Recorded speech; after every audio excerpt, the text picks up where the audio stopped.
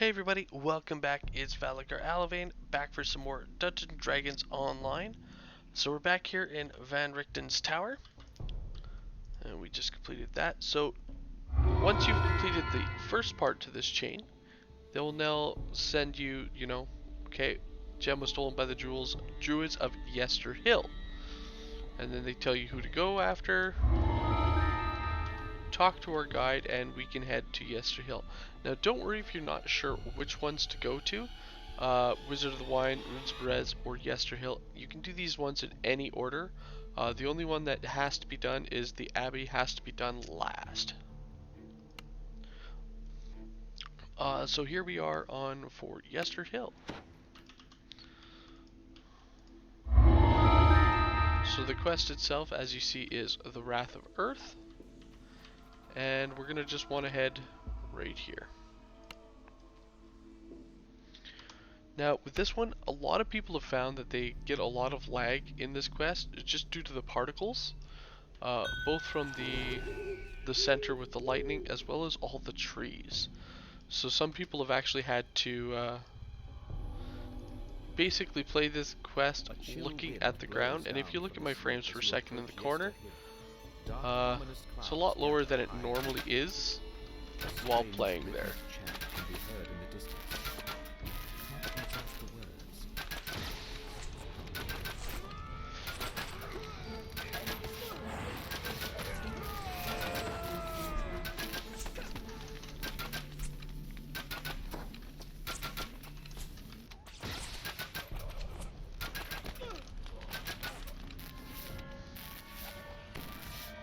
Alright, so another thing to point out is this lightning doesn't actually hurt you. So you can run up against it, and it's essentially a solid wall, preventing passage through.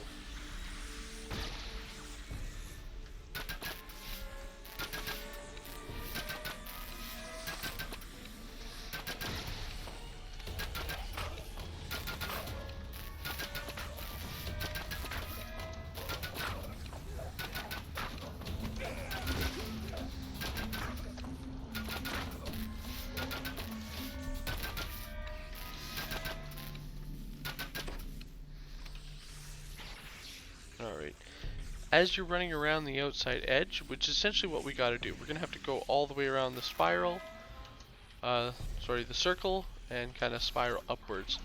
But as you're going around, you can actually target some of the enemies that are in the woods. Like, here's some bats here, and this just helps to get up those numbers in order to get that conquest, as some of them are too far into the woods to actually cause any spawning in. Ones like these owl bears, however, they are close enough to the edge and would have attacked us regardless. The other thing to watch out for is as you're running through, you may actually have enemies kind of coming from out of the ground, so just watch yourself as you're going through these.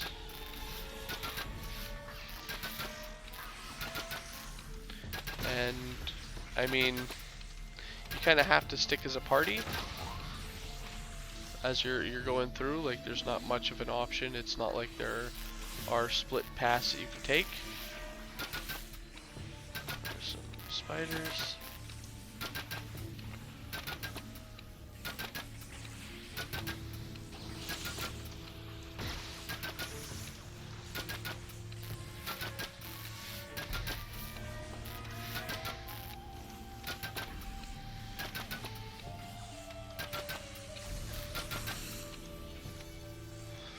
Alright.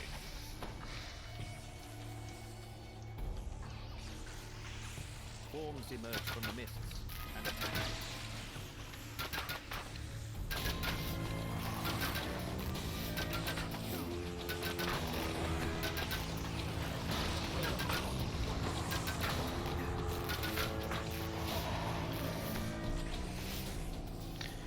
Again, real straightforward. As you see, we're just making a giant loop. There's honestly not much about this one. until we get a little bit further in.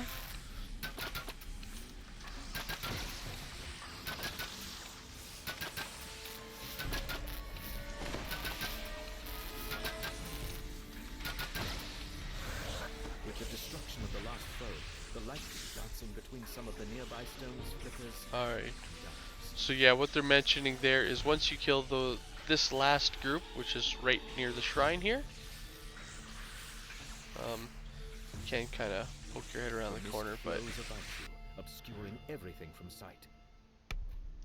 so yeah, that's what the mist does if you touch it. It kind of just randomly ports you. And this one put us near the beginning, so kind of hurt.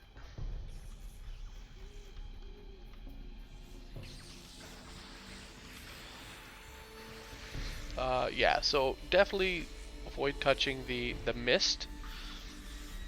It kind of acts as a teleportation. And once you kill that last group over by that shrine, it will drop down the electrical barrier on a couple of the spaces there, allowing you to proceed to the next layer of the spiral here.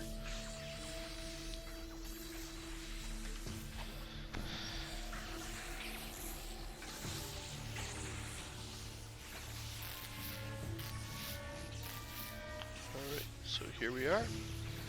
And then we just gotta continue around. So this is where they're gonna start jumping out of the ground at us.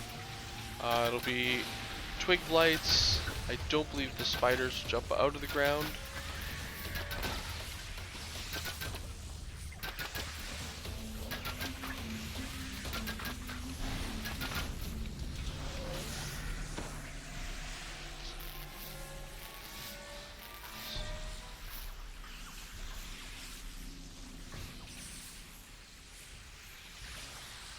Alright, so here's our first group.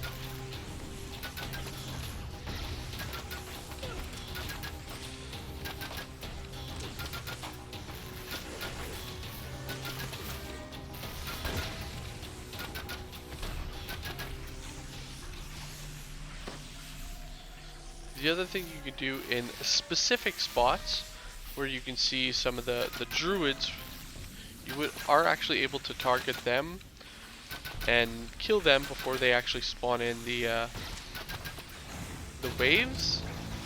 Though the waves do spawn in as well,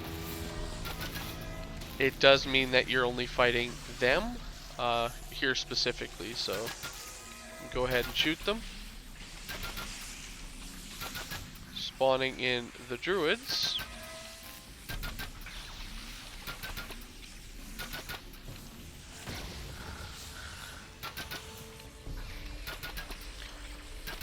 And the wolves, so it allows you to spawn in smaller fights rather than having everybody spawn in at once. And this works with any type of ranged weapon. As you see, as you approach, it does spawn in a couple more, or one other needle blight. Again, it does change. I have had times where there's been several of them. I think it has partially to do with the number of members in the party, as well as difficulty. So on epic you're gonna run into more than on heroic, and so on and so forth.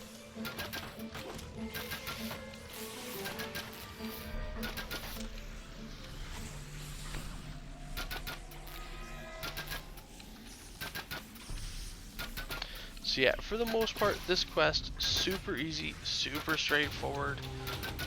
It's essentially very, very linear. Kind of taking you point A to point B. Now, once you get to the road here, what's actually going to happen once you kill this group of enemies here, it will again drop the barrier. So there's the barrier there. It also dropped the barrier towards the beginning of the quest here as well. At this point, you can continue on up and over, or if you actually choose to head around, one, there's a few more kills to get you that conquest. It also has a named and a chest.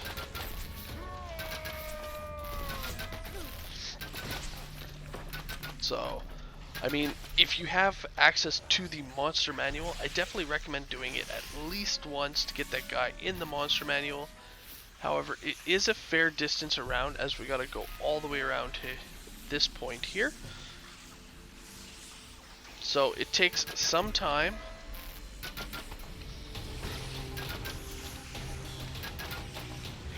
And I mean, it's just random generated loot.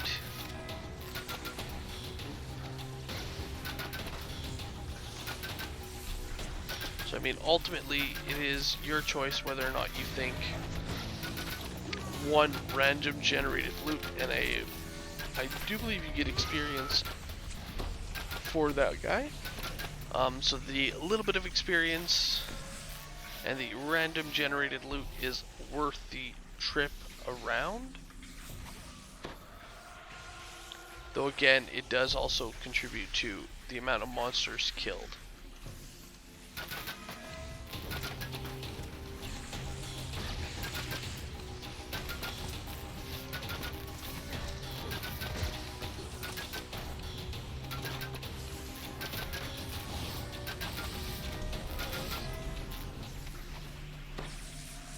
And here we are.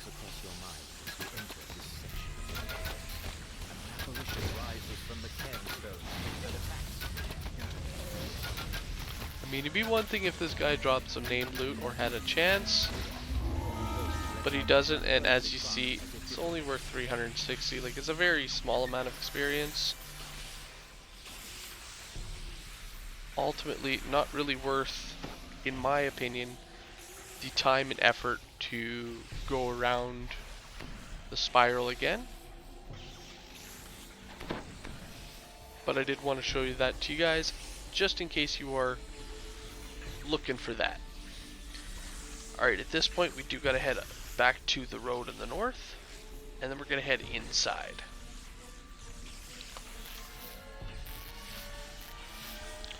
Now again, at this point we can actually just rush right inside.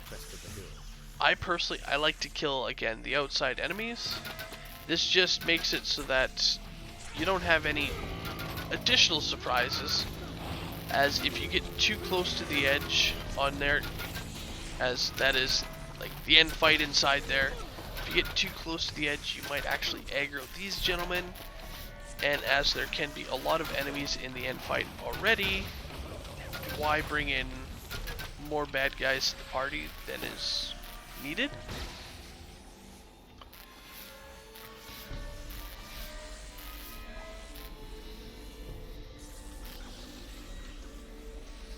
So I just work my way around, killing off the enemies.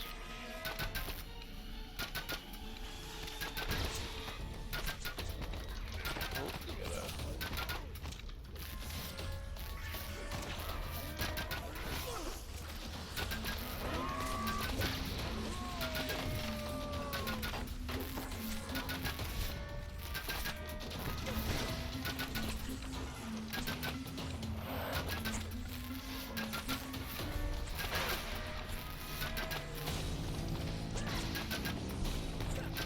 Oh, come on, stop targeting those guys.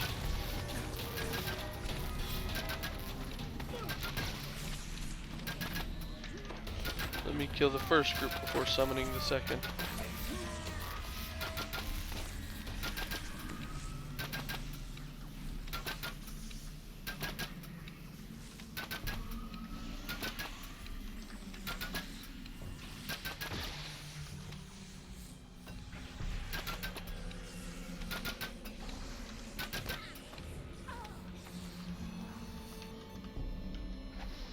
Alright, there we go.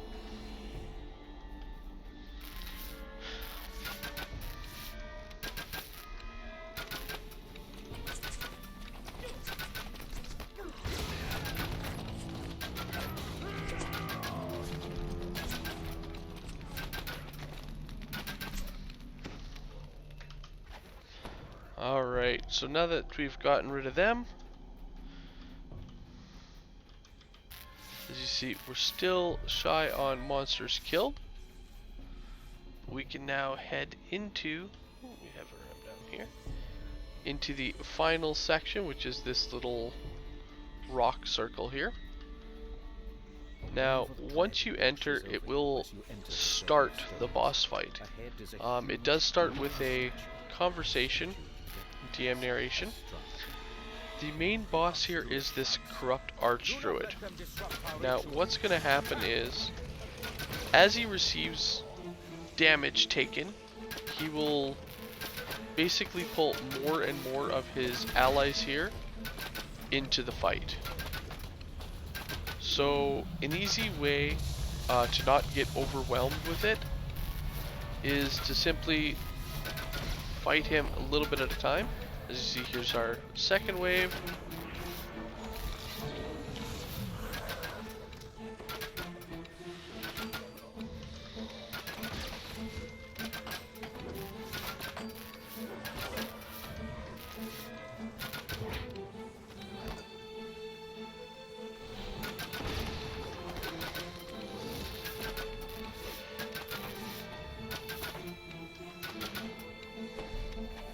And it also kind of locks you in here as well when, you know, the fight actually starts. So you just really gotta watch yourself. And again, I don't recommend